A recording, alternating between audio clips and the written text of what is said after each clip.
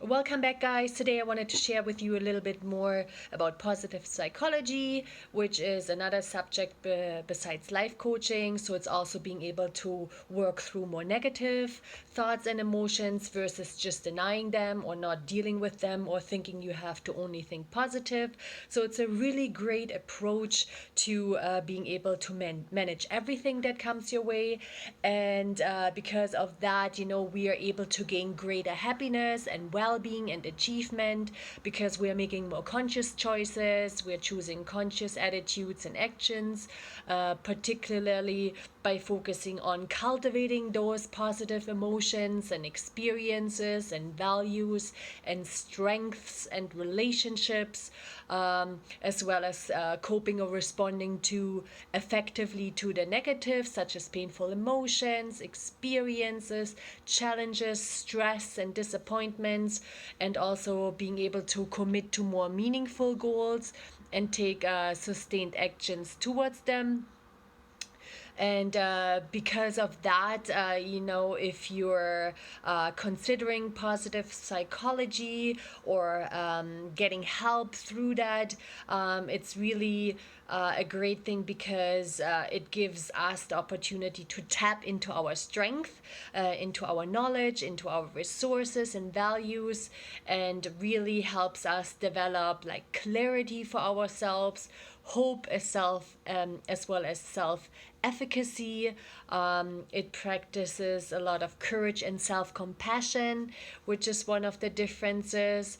And really, it's all about creating goals for positive change and take action and make it sustainable. So it's really being able to work with everything that comes your way instead of just thinking positively. Often, we have that feeling of that we are really stuck, right? And we don't know what to do. And, you might have experienced that you're trying to make changes, but you're not getting anywhere. Or, you need a coach to help you put the foot on the gas and get moving. But it's important to know, first of all, that you need to have fuel in your tank to do that for yourself first. And fuel means, you have to know about your strength, you have to know about your skills, you have to know about your knowledge, the resources that you can draw off, the values you're having, as well as all the positive experiences, emotions that you have collected over time.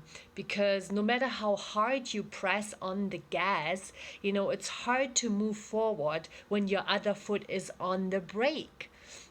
And break can be in a term of, when we are confused, not knowing what our goals are or our purpose, where to go. Maybe you even experience a lack of hope, a lack of self efficacy, right? Maybe you experience a lot of fear and self criticism. So it's really important to, help yourself first and get those tools to be able to take that other foot off the brake by developing that clarity for yourself, that hope for yourself, that self efficacy for yourself, the courage and self compassion, so that you're able to have that fuel in yourself before you're working with a coach, so that you're able to press that accelerator really and really get things moving without having that other foot on the brake. And there's a lot of validated concepts and methods in positive psychology that really help you to tap into your strength, into your skills, into your knowledge, into your values and your resources, and really develop that clarity and hope and self efficacy for yourself, as well as that courage and self compassion that is really important, so you can create those goals for positive change and take action and make that sustainable progress.